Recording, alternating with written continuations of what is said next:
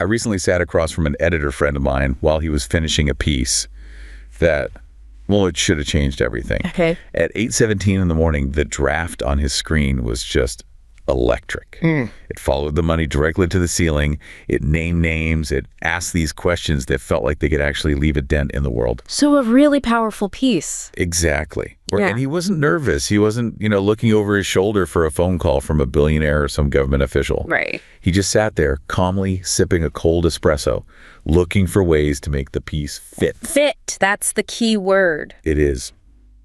Because by 9:30 a.m., a colleague leaned over his shoulder. And, not to censor him, but to offer some perspective. The perspective. They talk about nuance and structural flow. And by 11 a.m., the headline had been softened. It wasn't a lie now. It was just more responsible. More responsible. I see. There was no shouting, no heated arguments, and certainly no orders to, kill the story. No, of course not. In fact, the atmosphere was incredibly collaborative. Everyone was just trying to be a professional. Right. Doing their jobs. And when the article finally went live at noon, I read it from top to bottom. Every single fact was still there. Every quote was verified. So on paper. On paper, nothing was missing. But as I scrolled to the end, I felt this chilling realization.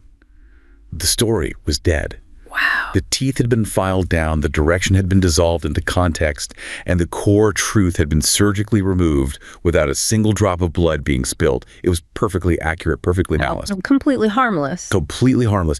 And that shift from a document that mattered to one that simply existed, it happened without a single person acting with bad intent. That's the truly unsettling part. No one was asked to lie.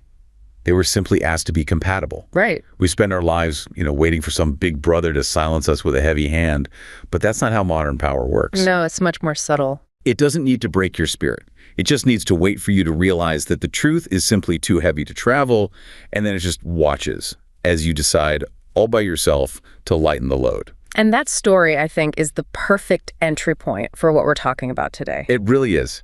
That story is our starting point for this deep dive.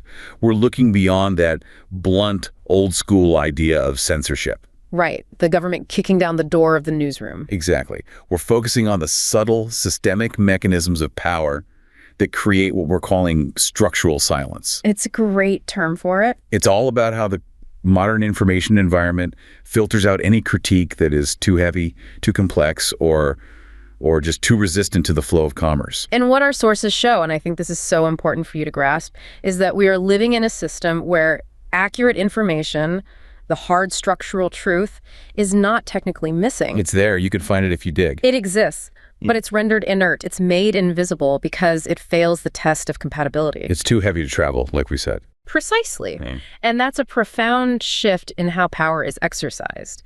And based on the material we've looked at, we've identified 3 primary mechanisms that function as these invisible editorial gatekeepers. Okay, let's lay them out. These are the things that ensure the structural silence is maintained. First, we have the mechanism of algorithmic viability. Algorithmic viability. This is the commercial layer. It's where digital platforms and their required brand safety protocols just filter out critiques that resist optimization for advertising and mass engagement. So if it's not good for business, it doesn't get seen. In a nutshell, yes. Second, there is institutional restraint. Okay. This is the mechanism that operates inside traditional media. It's the force that prioritizes institutional stability over, say, systemic urgency. The responsible journalism my friend was talking about. Exactly. It's internalizing political demands under that very guise. Oh. And finally, we have what we're calling frictionless filtering. Frictionless filtering. And this is maybe the most fundamental part. It's the economic pursuit of high engagement content that systematically replaces complex structural analysis with simplified cultural noise. Noise that travels fast and light. Precisely. So we're looking at 3 distinct editors, really. Yeah. We've got the algorithm, the institution, and the design of the system itself. That's a perfect way to frame it. And they're all working together to ensure that, yes, nothing is missing. Yeah. And that's the problem. Yeah. The facts are all there, but their ability to travel, their ability to impact the conversation. It's severely structurally limited. So let's start with that first one, the algorithmic editor, because that seems to dictate the material conditions of visibility for Well, for almost everyone online now. It really does. It's the foundation. The whole idea that an algorithm acts as a kind of ghost editor might sound a bit abstract. So let's ground it in a concrete example, one that comes from Jakarta. A really powerful one. We have this case of a young journalist who spent months creating a rigorous, data-driven documentary. His focus was on the massive, suffocating debt cycles, crushing gig economy delivery drivers in the region. So a hugely important story, a story of structural economic exploitation. Absolutely. He uploads this serious, necessary piece of reporting to a major platform, and he's expecting it to find an audience, to spark a conversation. What it doesn't. The views just flatline. Yeah. The documentary is effectively buried. And what's so critical here is that no politician, no executive, no censor had to manually intervene. No one had to make a phone call. No one. The suppression was baked into the infrastructure itself. The video was flagged by automated brand safety protocols. And why?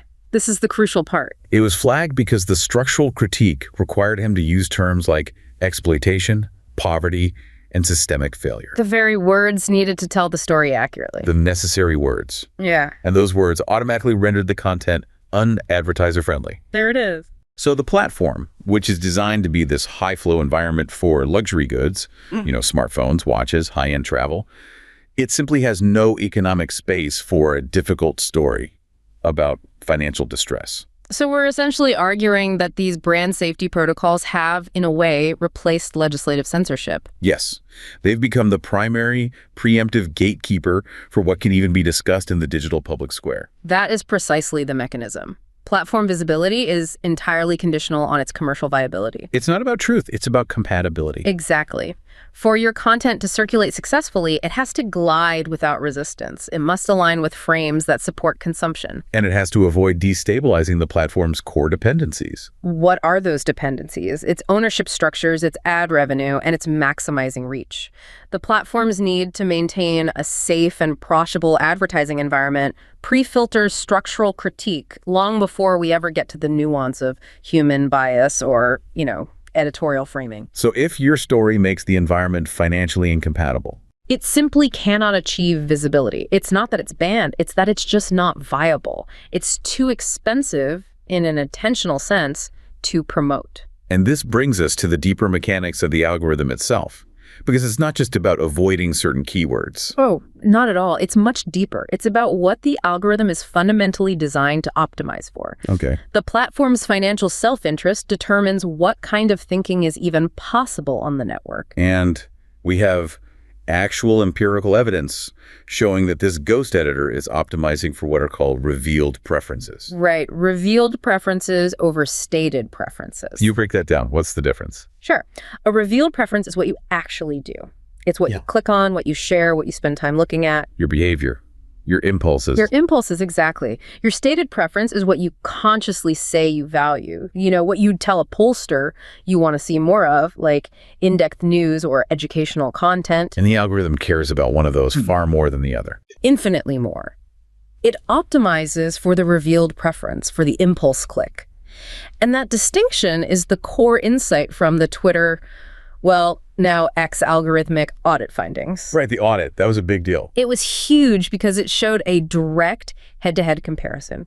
Content ranked by the engagement-based algorithm versus a simple reverse chronological timeline. So what we think of as normal Twitter versus just seeing the latest tweets first. Precisely. And the results were, they were incredibly clear. The engagement algorithm actively and successfully amplifies content that is emotionally charged, highly partisan, and expresses high levels of animosity toward outgroups. So the system prefers content that taps into our most immediate impulsive reactions. Yes. Especially those involving tribal identification or, say, moral outrage. Exactly. When the algorithm is chasing metrics like retweets, replies, or even just how long you pause on a video, it systematically exploits pre-existing human social learning biases. Those learning biases. Yeah. Researchers have a name for the kind of content that performs best. They categorize it as prime content. Prime.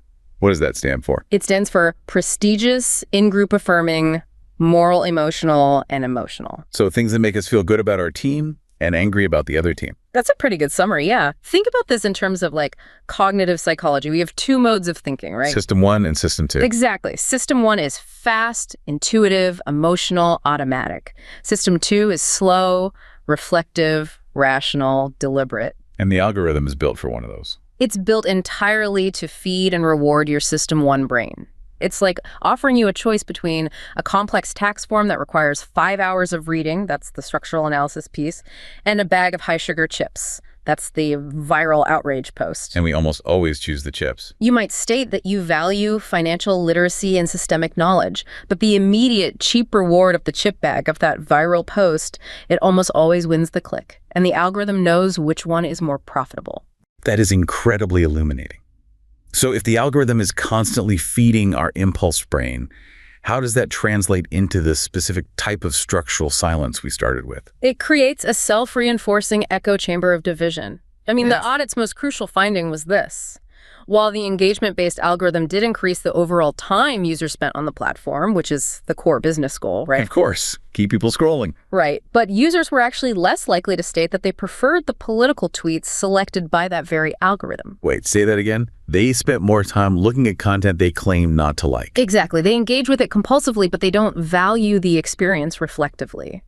The platform is optimizing for addiction, not for user satisfaction. Wow. And what about the impact on political division? Did the audit show if it just reflects the polarization that's already out there, or is it actively making it worse? It's actively amplifying it. And this is key. It amplifies it beyond what the user's initial following choices would even suggest. How did they measure that? After reading content selected by the engagement algorithm, users consistently showed more positive perceptions of their in-group and, critically, more negative perceptions of their out-group. So it's not a mirror, it's a magnifying glass. It's more than that. This structural selection process suggests the algorithm isn't merely passive. It's an active agent promoting an escalating cycle of tribal division. Because that division, when it's packaged as moral outrage, it generates the most reliable engagement metrics. It's good for business. Okay, so if optimizing for this compulsive engagement is the source of the problem, we have to ask the counterfactual. What if we did the opposite? What if we ranked content based on what users state they value? A great question. And they simulated that. They created a stated preference timeline where content ranking was based on explicit user surveys about what they value in political discourse. And what happened? The results were promising, but also complicated. On the plus side, optimizing for stated preference significantly reduced negativity. So less anger, less anxiety. Exactly. Less content expressing anger, sadness, or anxiety. It reduced partisanship overall compared to the engagement timeline. So it confirms that platform design can, in fact, promote a healthier discursive environment. Okay, but you said it was complicated. What's the trade-off? Well, here's the significant trade-off. While the stated preference timeline reduced that overall negative feeling, a deeper analysis showed this was largely achieved by reducing the sheer volume of tweets from the reader's political outgroup. It just showed you less of what the other side was saying. Precisely. It reinforced in-group bias. And while it reduced animosity directed toward the in-group, the percentage of tweets expressing animosity toward the out-group remained roughly the same. That's fascinating. So we consciously say we want a less toxic environment. Right. But our stated preference, when you put it into a ranking system, still favors content that shelters us from alternative views. And it doesn't necessarily make us any less negative toward the other side. Precisely. It suggests that while the engagement algorithm exploits our purely automatic, impulsive biases, our System 1 brain, the preference for in-group affirmation might be a more deliberate, reflective choice, a System 2 choice. So designing for reflective value is tricky.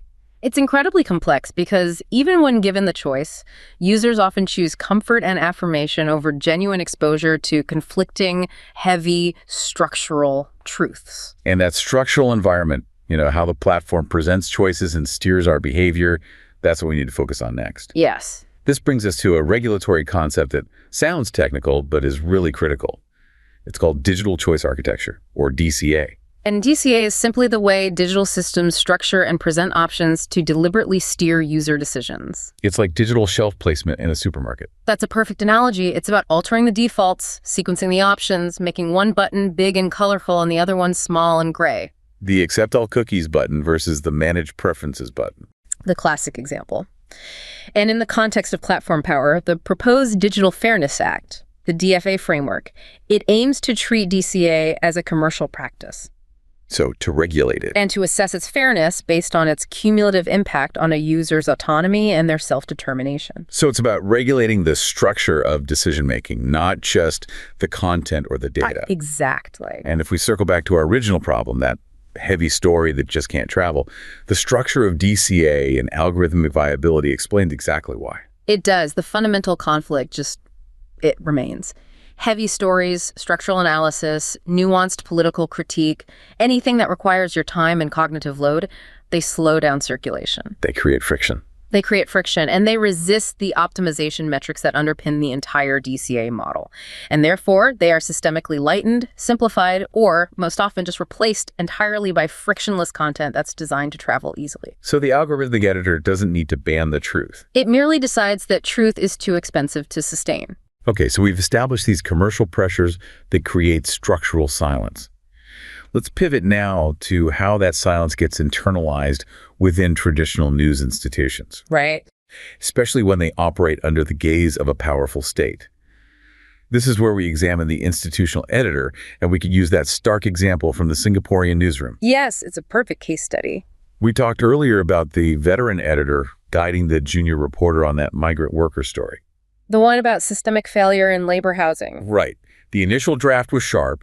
It really exposed the systemic issues. Yet over several collaborative meetings, the editor didn't kill the story. No, he improved it. He patiently sanded away its sharpness until systemic failure became a niche challenge. Oh, wow. And the conclusion shifted from a call for accountability to a call for continued social harmony. And this entire process was framed as professional restraint, as responsible journalism. And this is the institutional editor operating at peak efficiency. It's professional self-regulation being used as a political stabilization tool. Where discipline is mistaken for competence. Exactly. The avoidance of politically sensitive structural critique becomes an ingrained professional norm. Editors start using phrases like, it's too complex, or it's not timely, or that's too speculative. But not out of malice. No, not out of malice, but as internalized safety parameters. They stabilize silence without the need for fear or some overt command from the outside. But the systemic urgency of the topic just gets diluted. It gets diluted in favor of perceived institutional stability and, frankly, avoiding friction with the government. And this professional deference isn't just arbitrary. It's a direct response to a legal and institutional infrastructure that empowers the state. Absolutely. I mean, Singapore is consistently ranked low on press freedom indices for a very specific reason. And that reason is the sophistication of the state's legal and ownership controls. If you look at something like the Newspaper and Printing Presses Act, the NPPA, Okay. This law gives the government massive leverage. It's not just about granting or revoking publication licenses. What else does it do? It allows the government to appoint management shareholders to newspaper companies. A management shareholder appointed by the government. That sounds like it comes with some serious power. Veto power, maybe? Veto power over major decisions. Exactly. This is ownership by design. And it fundamentally shifts media accountability away from the public. And toward the government. Precisely. When the government is functionally the owner, editorial decision-making, even at the lowest level, gets filtered through this idea of out-of-bounds markers. OB markers. Yes. Unspoken political limits that are established to protect the ruling party's reputation and stability.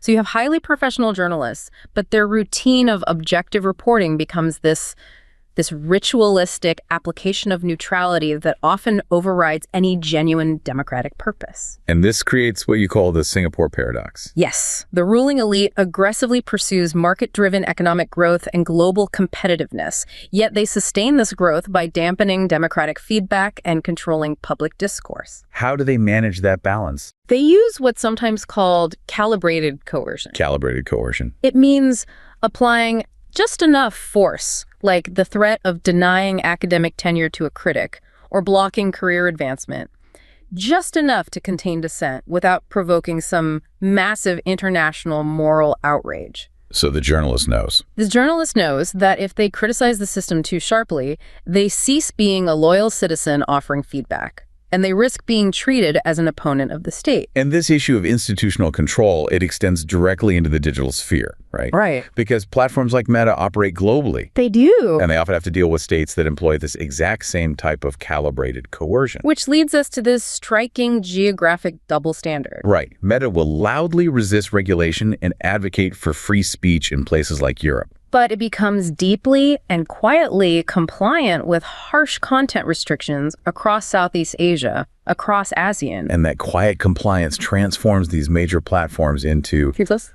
into instruments of digital repression. It does. And the methods of coercion vary drastically depending on the leverage that each state can employ.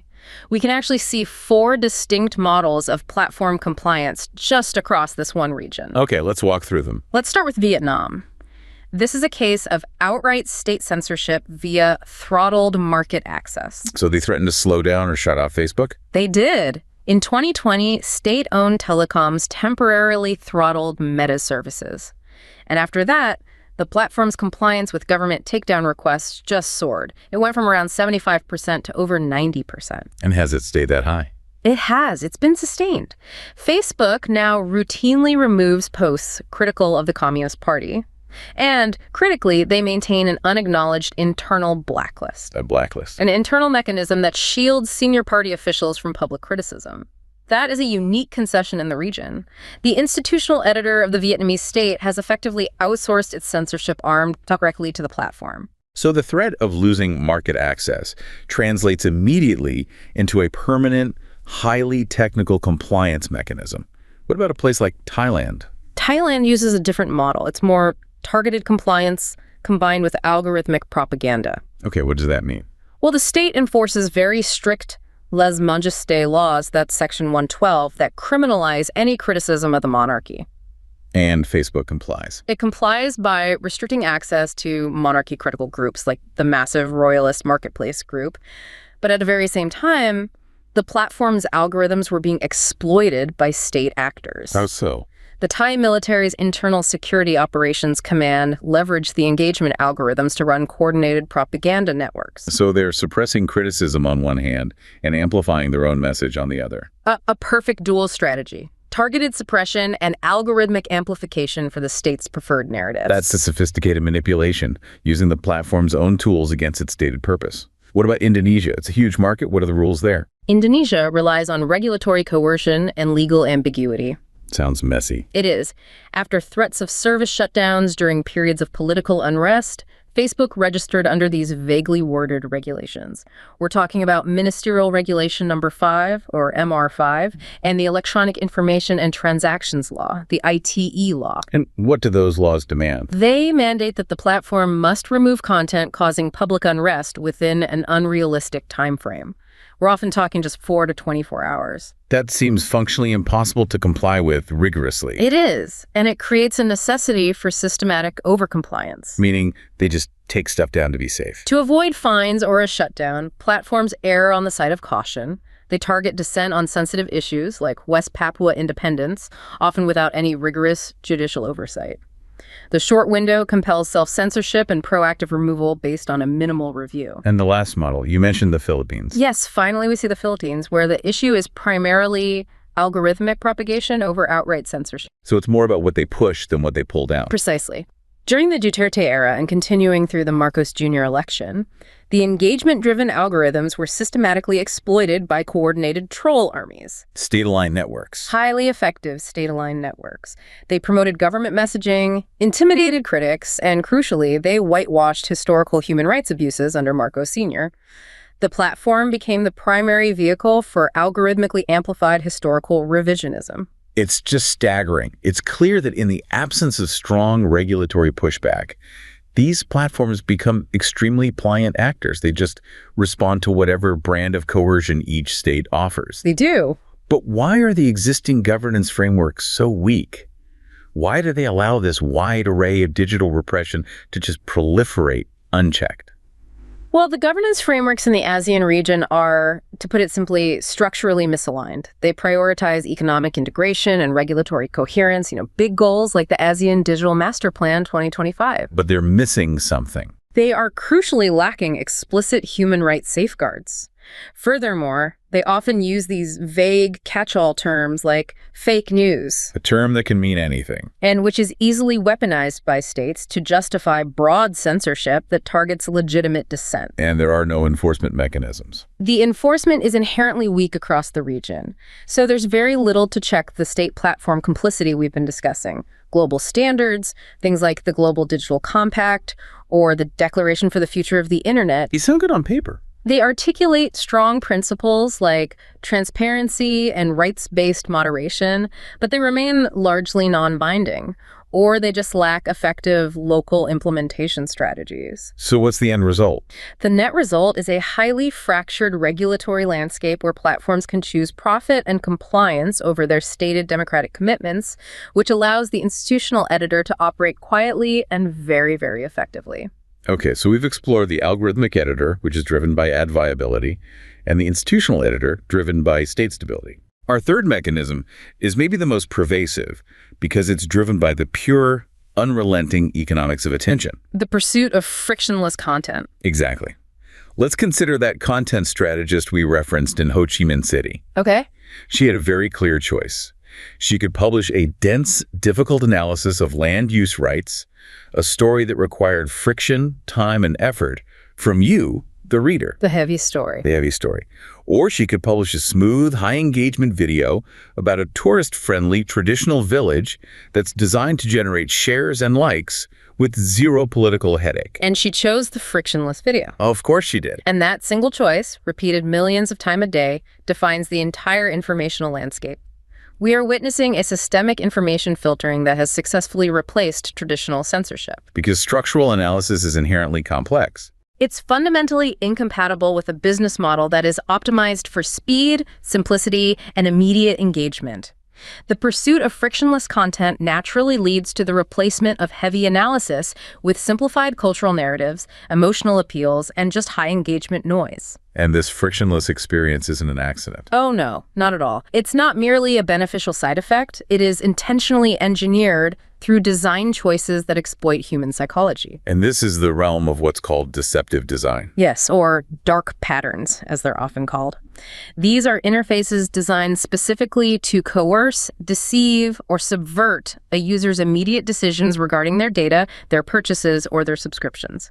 Can you give us some specific, recognizable examples of these deceptive patterns? Because I think you, the listener, are probably encountering them every single day without even knowing the name for the practice. Absolutely. One of the most common is the asymmetry of choice. Okay. Think about trying to cancel a subscription. Signing up takes maybe 2 clicks and a credit card number. Super easy. But canceling, that requires navigating 3 different menus, finding a tiny contact us form, and then being presented with 3 different retention offers before you can finally quit. That's multi-layered exit friction. Exactly. It ensures that opting out requires significantly more time and effort than opting in. What's another common one? Another common pattern is emotional coercion.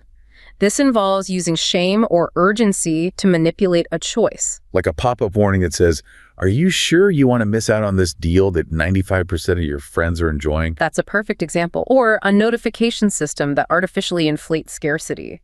We also see illusory control. Illusory control. This is where you have dashboards that present all these granular toggles for your privacy settings. Making you feel like you have control. But in reality, they have no back-end effect. It manufactures the illusion of consent while the underlying tracking continues unabated. And the research on this is damning. Studies show that over 90% of popular apps use at least one form of deceptive design to steer users toward outcomes that benefit the platform, not the user. And the outcome here isn't just an annoying interface. The repeated exposure to this manipulative architecture must lead to a deeper, more profound kind of psychological harm. It absolutely creates cumulative harm. Constant interaction with interfaces designed to trick you leads directly to decision fatigue. You just get tired of fighting it? You get tired. It diminishes your trust in your own judgment, and eventually it fosters what's called behavioral resignation. Behavioral resignation. It's the sense that resisting, opting out, or protecting your privacy is ultimately futile. So you just click accept all. Because the design has convinced you that resistance is just too costly. Exactly. That is a staggering diagnosis of the digital environment. That it's literally engineered to make us mentally exhausted and resigned. And this systemic practice is structurally harmful because it disproportionately affects those who lack the resources to resist it. People without the time to read the fine print. People without time, people who lack advanced digital literacy, or people with existing psychological vulnerabilities. The deceptive environment actively targets and exploits these resource gaps, ensuring that vulnerability is the default condition for many, many users. And this manipulation moves even further, right? Yeah. Beyond just single transactional deceptions to a more structural design aimed at maximizing data extraction and user retention. It does, and that brings us to the link between profiling and addictive design. Okay. Addictive design operates on sophisticated predictive surveillance. Features we all know: infinite scroll, compulsive feedback loops like the anticipation of likes or replies, push notifications. Things designed to keep us coming back. They're all fine-tuned to deliver rewards in highly personalized patterns that reinforce return visits. But it's more targeted than that. Pervasive tracking allows services to identify what they call vulnerability windows. Vulnerability windows, what are those? These are times when you as a user are most susceptible. And they can personalize notification delivery to coincide precisely with those moments. Maybe it's late at night or immediately following a period of inactivity. It's a deliberate, targeted strategy to exploit our cognitive and emotional weaknesses. Yes. And furthermore, this infrastructure enables something even more troubling: unfair personalization. What's that? This is personalization that's based on inferred or sensitive traits that fundamentally fall outside standard data protection rules. We are talking about systems that are dynamically inferring psychological states. Like what? Like fatigue, boredom, emotional distress, impulsivity, low self-esteem, or even financial distress. A platform can then adapt the content, the pricing, or even the consent flows it shows you based on these inferred susceptibilities in real time. So it's not just selling me an ad for coffee because I clicked on a travel blog. It's the system recognizing that I might be experiencing financial distress and then strategically targeting me with a high-interest debt consolidation ad right at the moment it infers I'm feeling emotionally impulsive. That is structural deception. It impairs your ability to act freely and knowingly. It erodes your autonomy and dignity not through content censorship, but through the highly optimized delivery and a stimulus that exploits a fleeting, inferred vulnerability. It sounds like the design is optimized to exploit our most vulnerable psychological states, all to keep us scrolling and monetizable. That's the business model. And this global drive for frictionless optimization doesn't just affect users in wealthier regions. It's structurally intertwined with global inequality and exploitation. Yes, it particularly harms what we call the global majority. How so? The structural disparity in how these platforms operate is immense and often overlooked. Platforms focus their resources disproportionately on the US and Canada.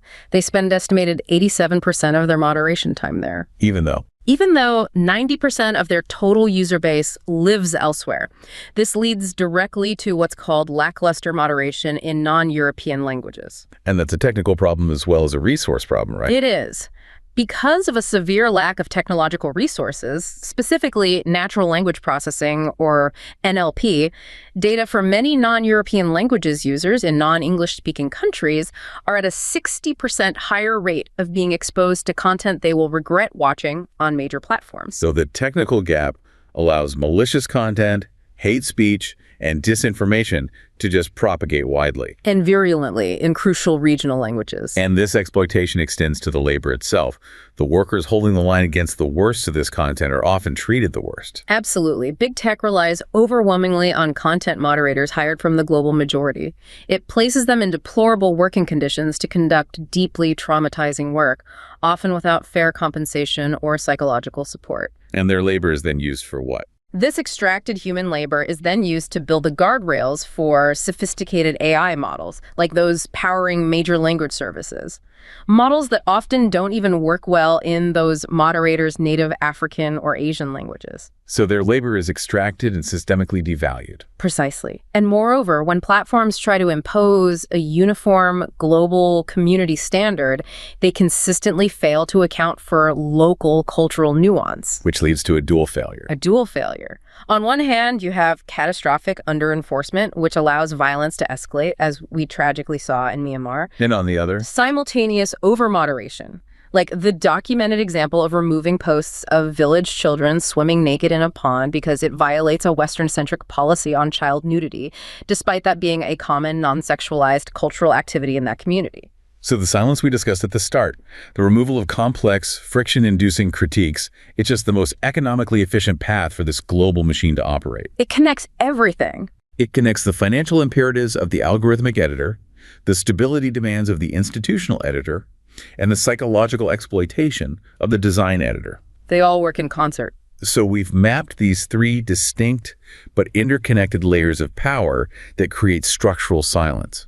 The algorithmic editor imposes viability through brand safety and engagement, making sure the heavy truth is buried. Right. The institutional editor stabilizes silence through professional norms and state compliance, transforming urgent critique into neutral context. Yes. And the design editor replaces structural analysis with frictionless, addictive content engineered to exploit our vulnerability. That's the system. So if we integrate these three findings, the commercial, the institutional, and the psychological, I have to ask, which of these three editors, in your view, poses the greatest existential danger to the free flow and genuine utility of information today? I think it's the way their accountability dissolves. That's the real danger.